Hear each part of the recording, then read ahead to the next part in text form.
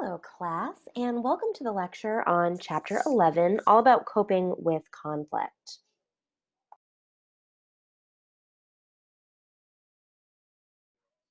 Now, conflict is one of those dirty words in relationships that has a really bad reputation. We think of conflict as destructive, damaging, it is a war, but what we know is actually conflict, like all forms of communication, is actually pretty neutral. It's a tool.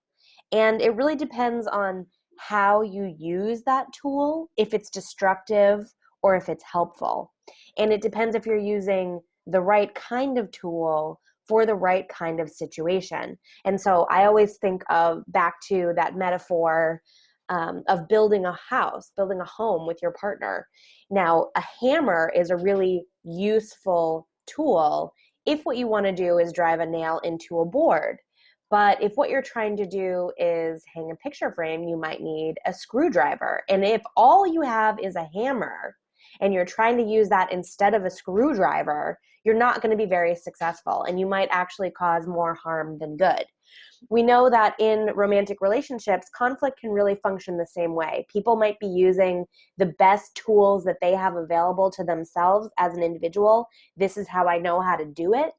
And they might be doing their best, but it still creates more harm than good. And so this is a great opportunity for communication scholars to take a look at, well, what forms of conflict seem to be more effective in building the relationship rather than tearing it down.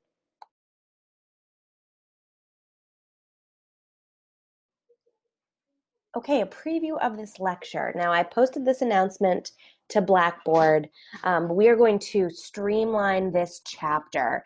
And rather than going through all of this material, which is quite a lot, we are going to focus on certain patterns of conflict, specifically Gottman's four horsemen of the apocalypse and the emotional flooding that can accompany that. So conflict styles, conflict tactics, certainly attributions, the demand withdraw pattern, all really juicy, really relevant bits of information. But in today's version of our lecture, we are not going to focus on that. It is in the reading if you are interested, but for our purposes, for your participation exercise, and certainly for this semester's exam 3, we will focus on the four horsemen of the apocalypse and the accompanying complementary concepts.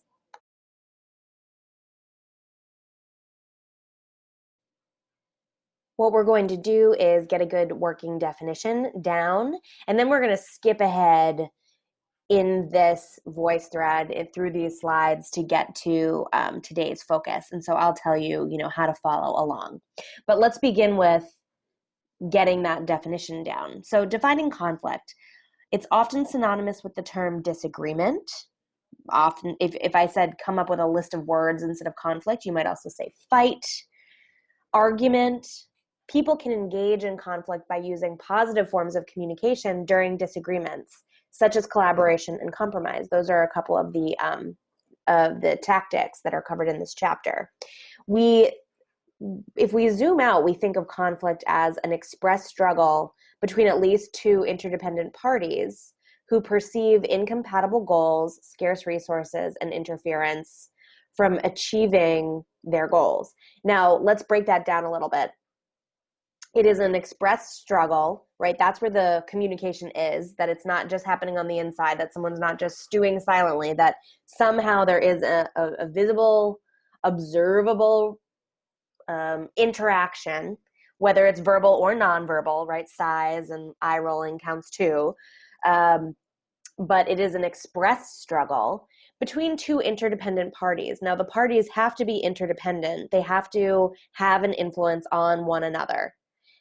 Maybe in how they make their choices, maybe what resources are available. Think about a long-term romantic relationship. They probably make financial decisions together.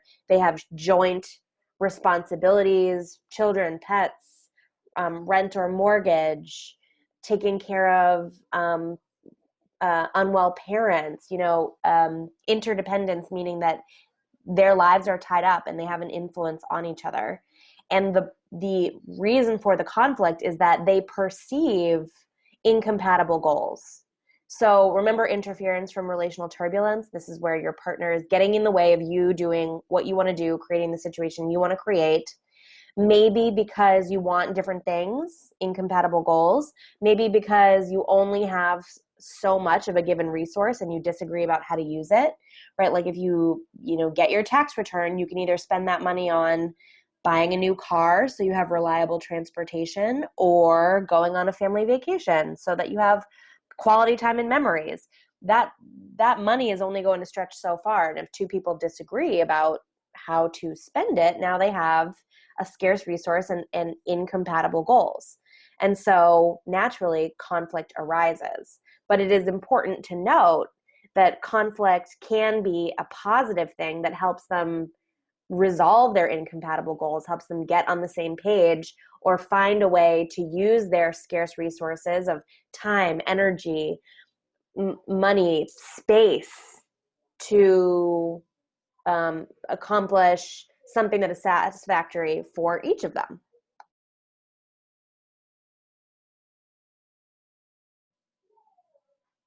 So, another way of saying it is that conflict occurs when one person's motivations or their beliefs, their opinions, or their behaviors interferes with or becomes incompatible with their romantic partner or their close friend or their family member.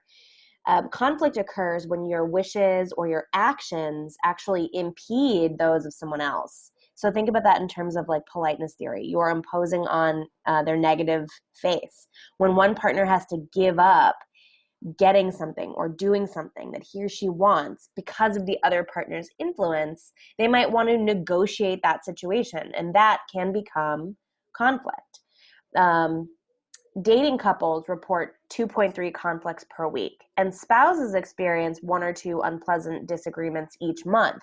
Now, it makes sense that long-term relationships might experience fewer because, they've already worked out some of the kinks earlier on. But, our dating couples seem to be negotiating quite frequently. 2.3 conflicts a week means that pretty often they're checking in and saying, well, no, this behavior is not great for me, or that way of using resources isn't my preference.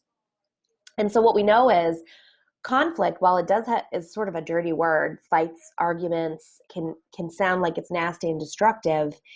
They are inescapable in close relationships. They are inevitable for two reasons. One, any two people will occasionally differ in their moods and preferences.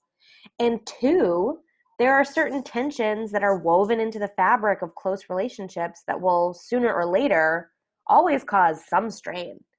So there are opposing motivations. Remember relational dialectics. Sometimes multiple good options can't be had simultaneously. They are mutually exclusive.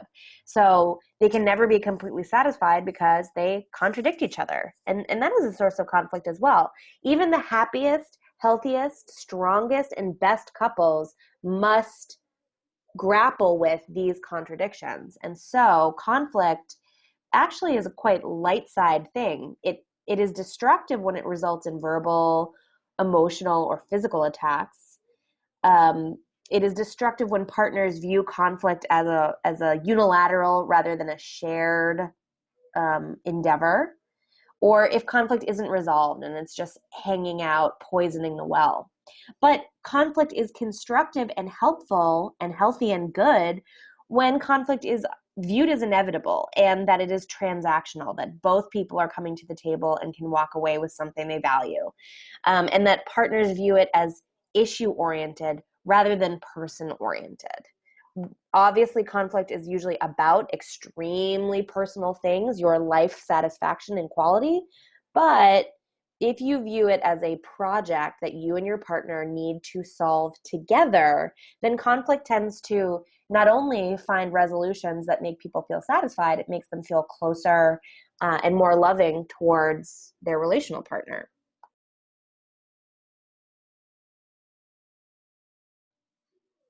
This is slide 6. The next couple slides cover conflict styles and conflict tactics. So go ahead and skip over 6, 7, 8, 9. And let's go to slide 10, patterns of conflict interaction.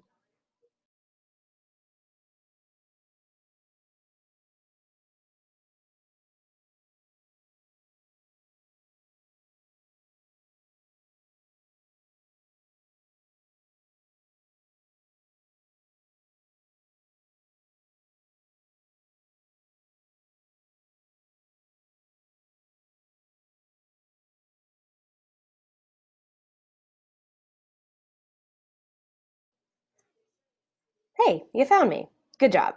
So, patterns of conflict interaction. As I posted in Blackboard, we are going to focus on the third element on this list, the 4 horsemen of the apocalypse. So, let's dive into that. It's really juicy. I think you're going to like it.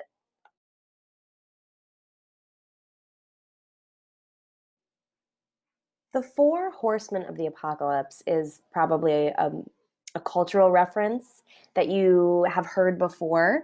The 4 horsemen of the apocalypse is a metaphor. It is a biblical reference depicting the end times in the New Testament. And so, biblically, they describe conquest, war, hunger, and death, respectively. Those are the 4 horsemen of the end times. Now, John and Julie Gottman, they are both doctors. They are both psychologists. They are married. They use this metaphor of the 4 horsemen of the apocalypse to describe communication styles that can predict the end of a relationship. What the Gottmans found is that unhappy marriages resemble each other in specific ways.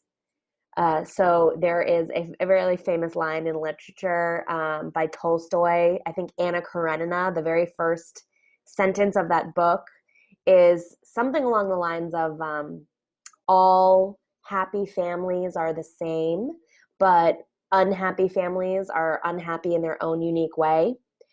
Actually, Tolstoy was dead wrong. Sorry, buddy. But what we know is that happy families seem to be happy in unique ways. That families that find satisfaction, long-term relationships, they really find what works for them specifically as a couple, and they don't follow some big societal narrative. And instead, actually, unhappy relationships look the same. They follow the same specific downward spiral before coming to an end.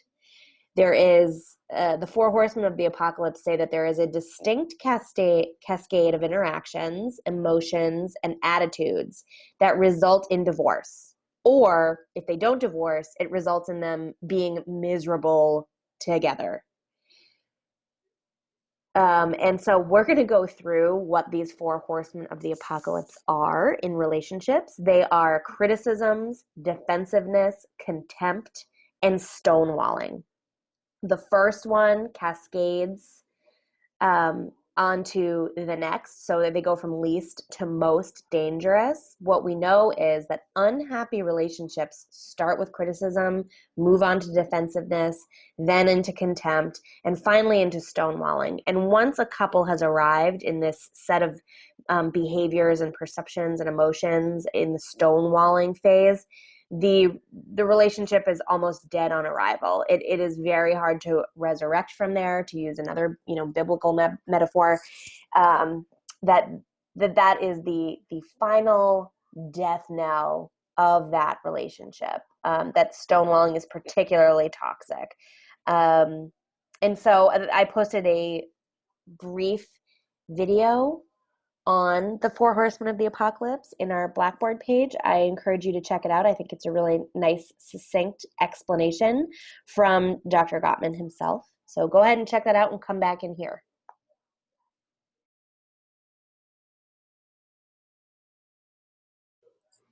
Let's tackle each of the 4 horsemen of the relationship apocalypse. The first one is criticisms. The 4 horsemen of the apocalypse is criticism. So criticizing your partner is different than offering a critique, constructive, feedback or voicing a complaint. Because in relationships, where conflict is inevitable, you have to be able to say if something is not working for you. And so complaints and critiques are about specific issues, whereas criticisms are more of an ad hominem attack, an attack on the person. So the first horseman of the apocalypse, when we say criticism, we mean an attack on your partner at the core of who they are. In effect, you're dismantling his or her whole being when you criticize. You're saying who you are as a person is not good. So rather than complaining about actions, you criticize the person, attacking someone's personality or character rather than a specific behavior, and usually with blame. You are blaming a bad thing on who they are as a person, their personality, their faults. Complaining is healthy and good for a relationship. Hey, when you did that, it hurt my feelings. Hey, you said you were going to do this, and you didn't. That let me down. Complaining is normal, and it is usually helpful because you're pointing out something that's causing dissatisfaction so that you can fix it. Criticism, on the other hand, paves the way for contempt, a lack of respect for your partner. So I should note here, I'm saying, hey, complaining is good, but there is a form of complaining that is as bad as criticism, and that John Gottman and Julie Gottman refer to it as kitchen sinking. This is like, have you heard the expression, everything but the kitchen sink? You are throwing everything in at once. Kitchen sinking is a long list of complaints. So not complaining about one behavior, one action, one instance, but all of a sudden piling on, a year's worth of frustrations. Kitchen sinking feels really pervasive and overwhelming to the person that's receiving it. And it is experienced as bad as criticism. So if you find that you and your partner are critical of each other, don't assume your relationship is doomed to fail. The problem with criticism is that when it becomes pervasive, it paves the way for other far deadlier horsemen. It makes the receiver feel, verbally assaulted. It makes them feel rejected. Most of the time they feel very hurt, and often causes the perpetrator and the other person in the relationship to fall into a pattern where the first horseman reappears with greater and greater frequency and intensity. And so the criticisms, once that line is crossed and you are attacking the person and not a behavior, that happens again and again, worse and worse. And once that starts escalating, we see the second horseman of the apocalypse arise.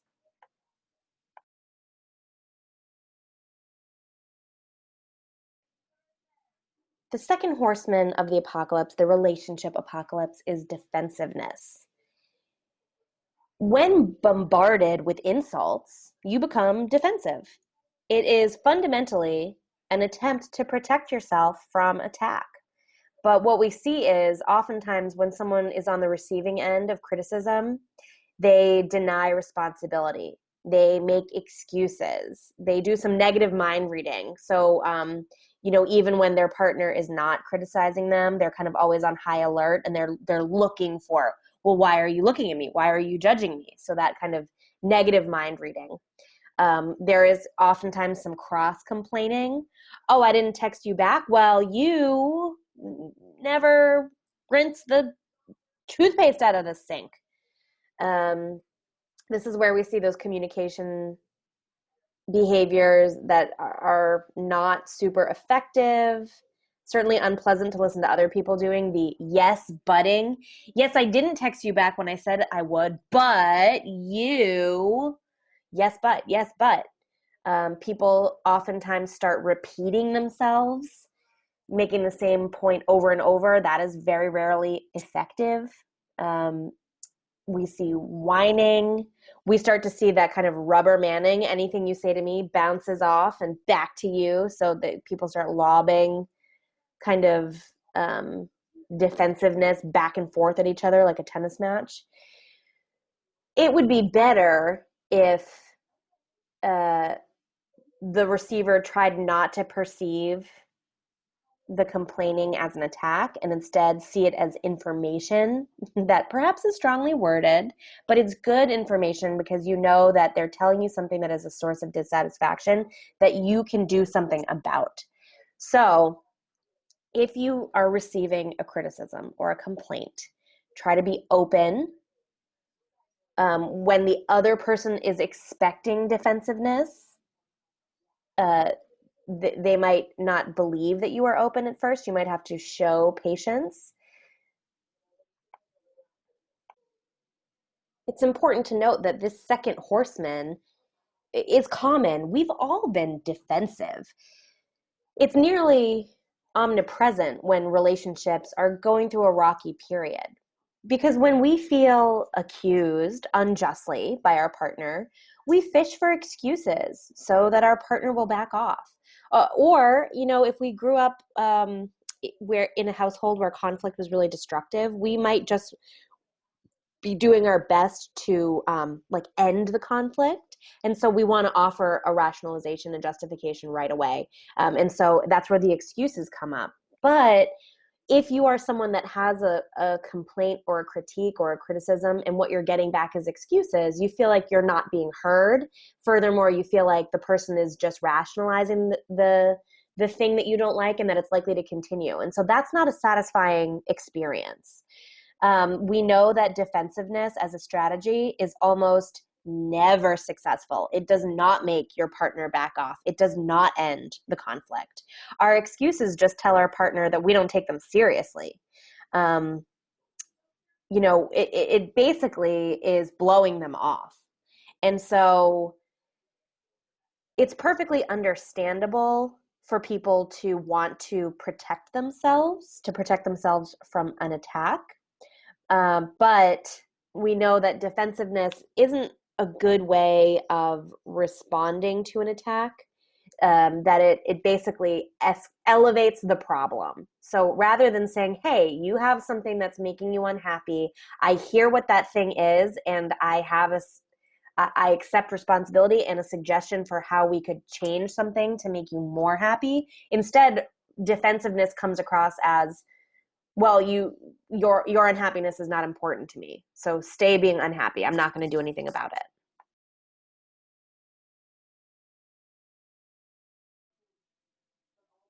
The third horseman of the apocalypse, now they've come one at a time.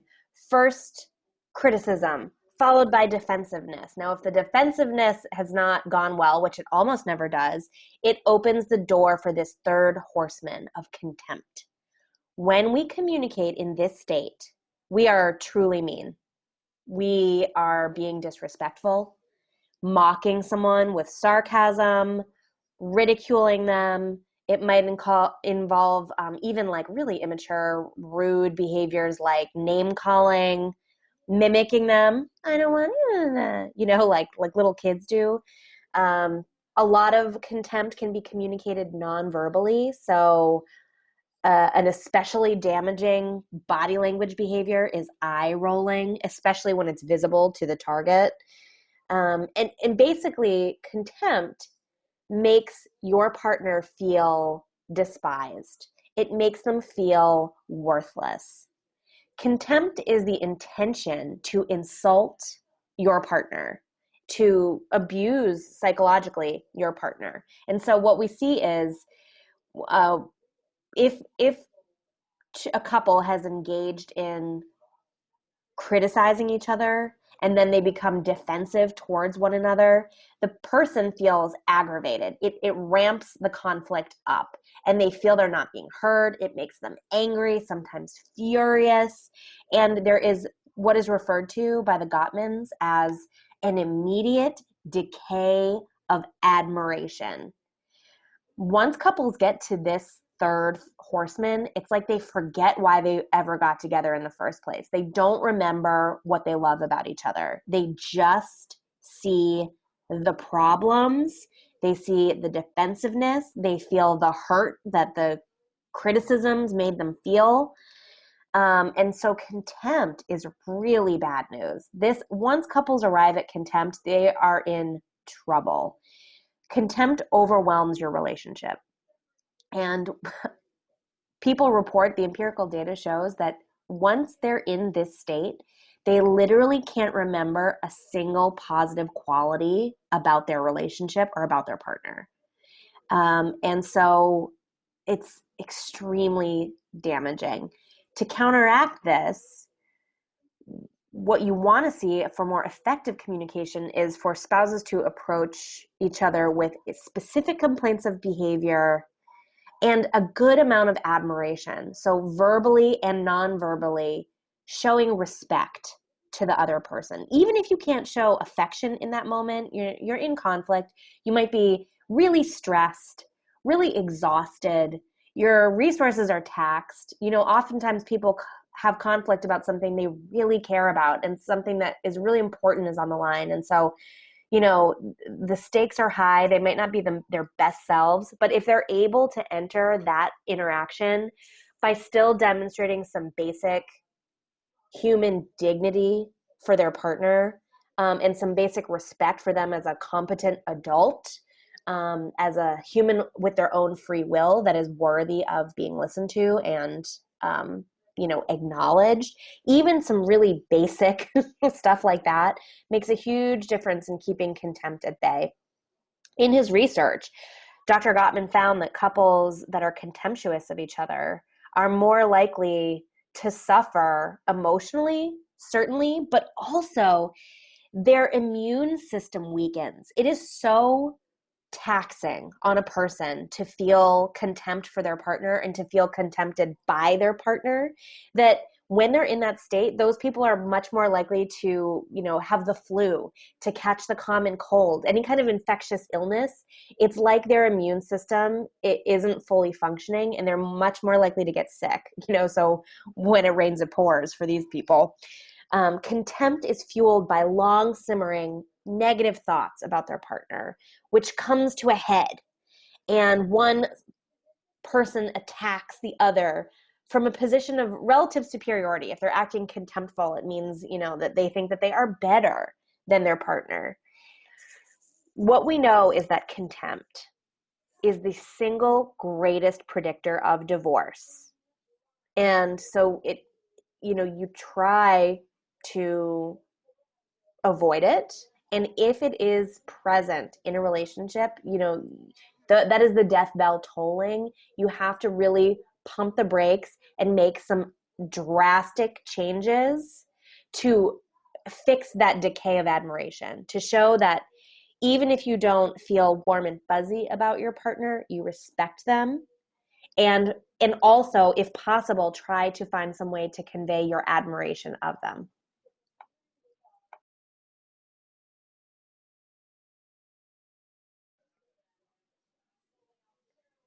Finally, we get to the fourth horseman of the relationship apocalypse. The fourth horseman is stonewalling. Stonewalling is a really visual verb, right? Stonewall. You can picture, a wall being built with giant boulders. Stonewalling occurs when the listener withdraws from the interaction. So they're putting a wall up between themselves and the other person, figuratively. In other words, stonewalling is when one person completely shuts down. They close themselves off from the other.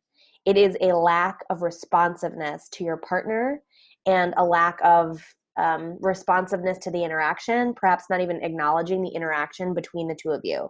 So this is when a person, goes dead in the eyes rather than confronting the issue. And, in relationships, issues can tend to accumulate. Rather than confronting the issue with our partner, we make evasive maneuvers, such as tuning out, physically turning away, acting busy. This is where people will put their earbuds in, they will turn the TV on, they will, leave the room without acknowledging that the discussion is happening. So it takes some time for the negativity created by the first three horsemen to become overwhelming enough that stonewalling becomes an understandable out. But when a person is so worn down, they have been going back and forth with their partner for a long time. It's a lot of conflict. It feels like every time they interact, it's tense because there is the really damaging criticism where they feel that they're being attacked, and perhaps they have in turn attacked their partner back. And when they receive these criticisms, they're defensive. They're denying responsibility. They are feeling hurt. They are feeling angry. How can you criticize me when you do all of these things, right? So this is what's going on between the couple. And that has worn down their sense of admiration, right? So they're starting to feel contempt of the other person. You make me miserable. How dare you treat me like this? I am better than you. I deserve more than this. You know, who do you think you are? Like those kind of contempt thoughts, they can become so exhausted by interacting with their partner, engaging in this awful cycle of conflict, that it might feel like the best thing to do is to tune out, to completely zone out, to stop engaging altogether. And so this fourth horseman is called stonewalling because the person turns to stone while listening. 85% of people who engage in this behavior are men. And what's interesting is biologically, women have a much worse physiological response to being stonewalled. So when we collect data about people's heart rate, about their stress hormone, about the inflammation that's happening in their bodies, when a woman is stonewalled by her male partner, her body goes through small trauma. So the heart rate elevates, adrenaline, cortisol floods the system. This is very taxing on the adrenal system. So you are experiencing a physical stress and strain over time. This leads to heart disease. It can, if a woman is genetically predisposed to certain kinds of illnesses and diseases, this can actually like kick her body into manifesting those diseases earlier. And so as negativity increases, couples lose the ability to communicate with each other. And this is so taxing, it can actually cause people to become physically ill. It's very disruptive. And what we see is couples lose access to repair functions of talk. They're unable to connect with each other in a positive way. And in that moment, the best thing they can do is just to completely check out so as not to make it worse. What we'd like to see instead is, you know, providing some kind of even nonverbal encouraging feedback, like a head nod. Anything that signals I am mentally present, I am hearing you, I am not participating in this, right? Even if they're not talking, just showing presence can mitigate some of the really negative effects of stonewalling.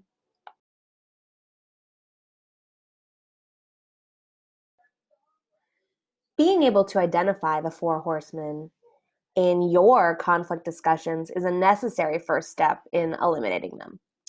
But this knowledge is not enough. So to drive away these really destructive communication patterns, you have to replace them with healthy, productive ones. So this is what the Gottmans recommend, that instead of criticism, make a specific request. Don't attack the person and their personality and who they are at the core.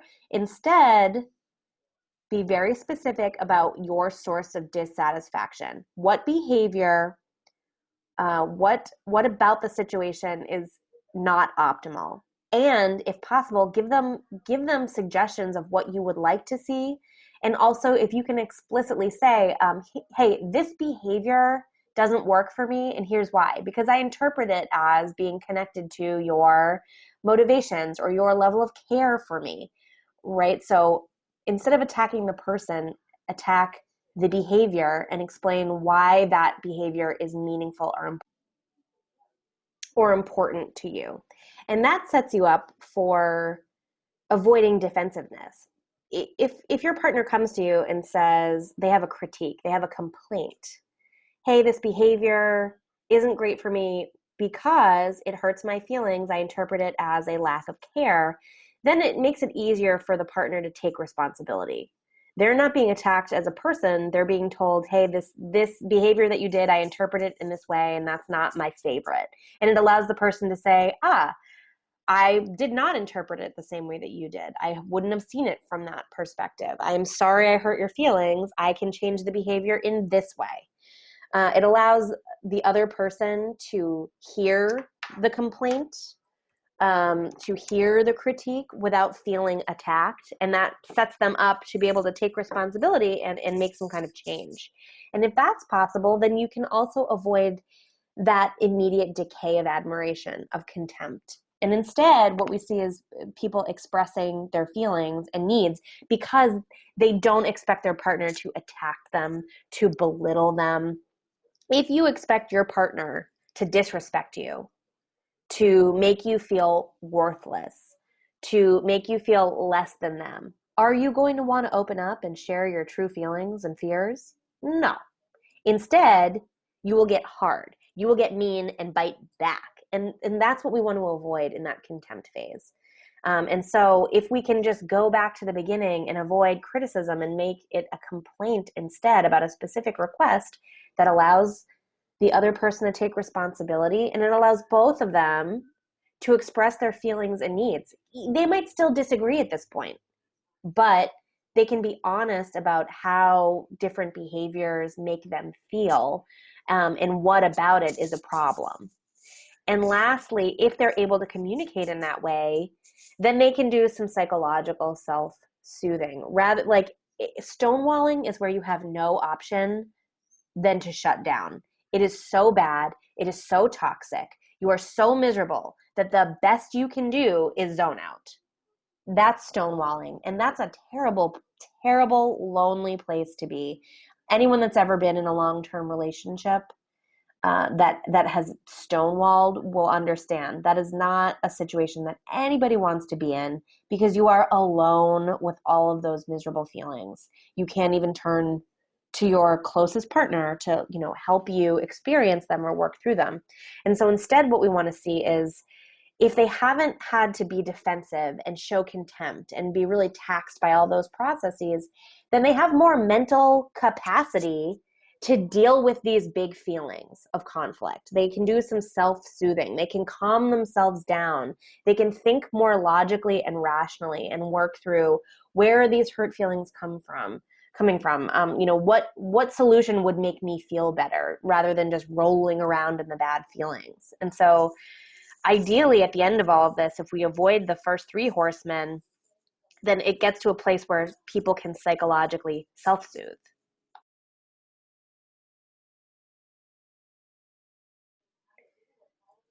One way of thinking about that is avoiding what is known as negative reciprocity.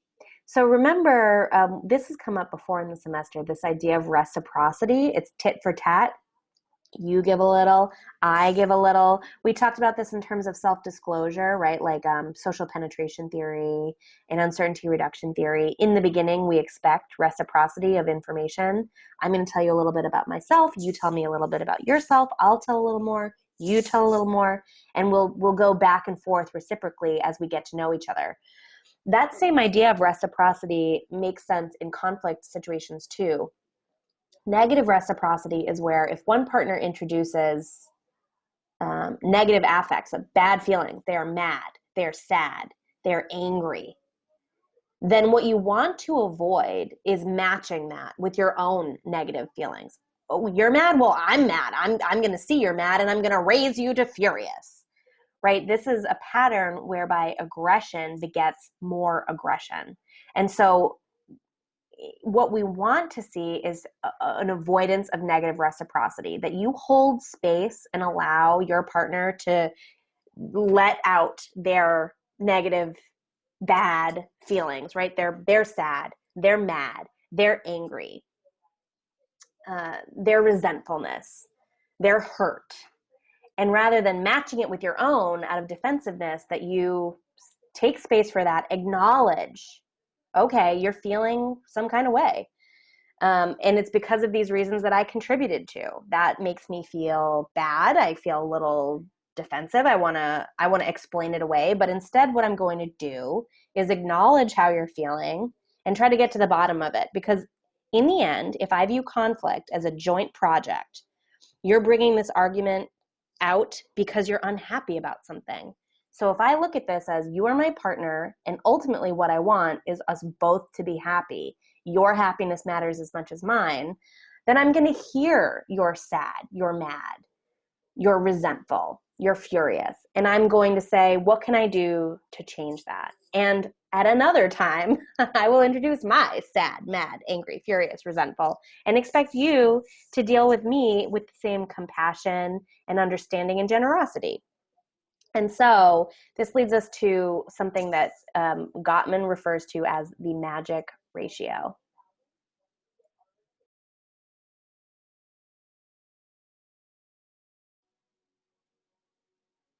Gottman's magic relationship ratio. We know that whether it's about not having enough sex, the dirty laundry, spending too much money, conflict is inevitable in every marriage and in every long-term relationship, really. And so to understand the difference between happy and unhappy couples, Dr. Gottman and Robert Levinson began doing longitudinal studies of the couples from the 1970s. And what they did was they asked couples to solve a conflict in their relationship in 15 minutes. And then they sat back and watched. And after carefully reviewing the tapes of these couples and following up with them 9 years later, they were able to predict which couples would stay together and which would divorce with over 90% accuracy. Now, I don't know if you're aware, but in terms of relationship research, that kind of predictive power is unheard of. I mean, it was like Levinson and Gottman, are you psychic? Where is your crystal ball? How did you do it? Well, their discovery was actually really simple. The difference between happy and unhappy couples is the balance between positive and negative interactions during conflict. And what they found was there is a very specific ratio that makes love last. I'm going to say that again because that's just so basic. The difference between happy couples who a decade later were married and happy and satisfied and unhappy couples who a decade later were divorced is the balance between positive and negative interactions during conflict. Now, Gottman and Levinson called them masters versus disasters, which rhyming, cute. That magic ratio is 5-1. So in the masters, the happy couples, that meant that for every one negative interaction during conflict, a stable and happy marriage has 5 or more positive interactions. And so Dr. Gottman explained that when the happy couples are talking about something important, they may be arguing, right? They may be disagreeing, but they are also laughing with each other. They are teasing one another affectionately. There are signs of affection because throughout this argument, they are still making emotional connections. And on the other hand, unhappy couples tended to engage in fewer positive interactions to compensate for that escalating negativity. So if the positive to negative ratio during conflict is 1-1 or less, that's unhealthy and indicates a couple teetering on the edge of divorce. So couples, who for every bad interaction they had a good one, that was a really bad sign. And Levinson and Gottman knew, okay, they are not going to make it. And so that is a very specific ratio. For every one negative thing, in order to kind of float that, to balance it, there'd be 5 other positive interactions. And those can be nonverbal. That can be a touch, that can be a facial expression, a laugh, a hug. but it can also be verbal, right? A nickname, an acknowledgement of what's being said, something that shows admiration or understanding. And so that magic ratio is 5 to 1. The unhappy couples, you'll see they had 0.8 to 1. So it was basically 50-50, as much negative as there was positive. And they ended up getting divorced very reliably.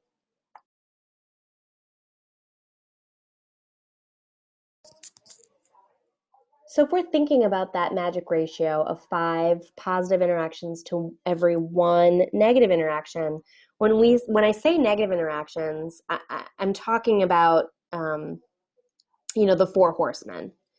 So feelings of loneliness and isolation, anger is certainly a negative interaction or can be, but it's a natural reaction during conflict.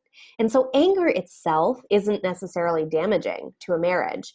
Instead, the anger only has negative effects if it's expressed along with criticism, if it's anger and contempt, or if it's defensive, right? Those 4 horsemen. And so negative interactions during conflict include being emotionally dismissive or critical, criticizing someone for the way that they're feeling, becoming defensive. Body language like eye rolling can be a powerful negative interaction. And it's important to remember that negativity holds a great deal of emotional power, which is why it takes 5 positive interactions to overcome any 1 negative interaction. So these negative interactions happen in healthy marriages too. It's important to remember this happens to everyone. But in the happy relationships, they're quickly repaired and replaced with validation and empathy. So we see 5 positive interactions balancing out any 1. Couples who flourish engage in conflict differently than those who eventually break up. That is a fact. And so if you are in a relationship and you want it to last, you have to strive to get that magic ratio.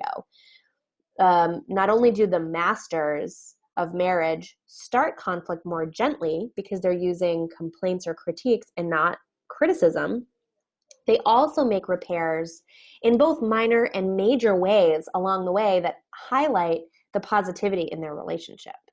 So they do things like showing that they're interested, showing that they're listening, asking open-ended questions, more subtle signals like nods, making eye contact, uh-huhs, that show that they're engaged and listening. They express affection. They hold hands with their partner even when their partner is saying something hard. They offer a kiss or an embrace, or after the argument is done, after the conflict episode, they might show physical affection to show this is okay. We know that during conflict, displays of physical and verbal affection reduce stress. So if you're having a difficult conversation and your partner takes your hand and says, gosh, this is hard to talk about. I really love you, and I know that we can figure this out together.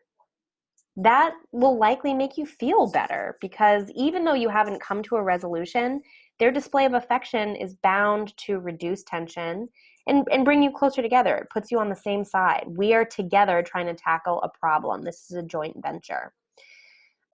We see intentional appreciation, focusing on positives, putting positive energy into the relationship, um, demonstrating that the other person matters. The Gottmans recommend their motto for successful relationships is small things often. Small things often means small acts that demonstrate you care.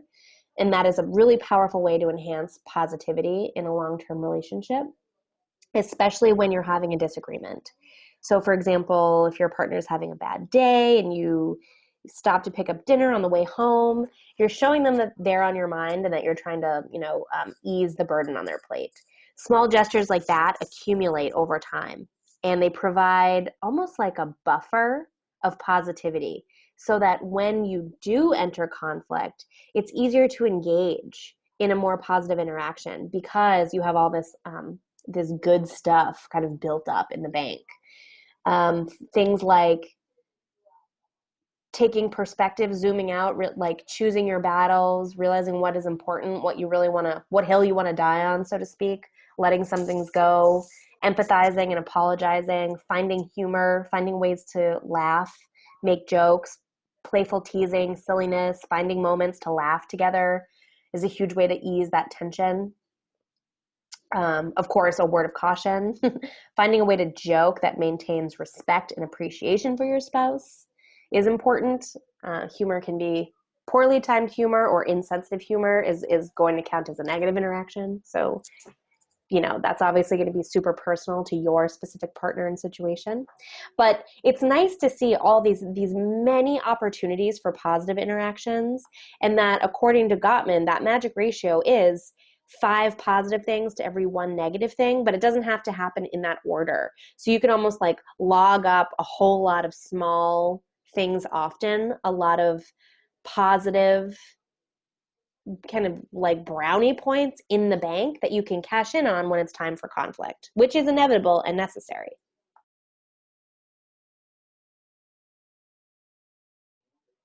Okay, so ignore this slide. I edited your participation exercise. It's not exactly what's here, but hop out into Blackboard to see your participation exercise. It is asking you to test your ratio in a relationship. So I want you to think about the 4 horsemen of the apocalypse and Gottman's magic relationship ratio and negative reciprocity and positive reciprocity. And keep all of those things in mind as you do this week's participation exercise. Now, if you have a romantic relationship, that's probably your best choice, but many, many of us do not. And so for you, you will want to choose a close, important relationship in your life. And that might be one of your best friends. That can also be a non-voluntary relationship if it is close, like a sibling or a parent. So just think about, the important person in your life that you are most interdependent with. Could be a roommate, could be a loved one, could be a lover. You look around your space and figure out what makes the most sense. But it is applicable to things that aren't necessarily romantic. And that concludes this week's lecture.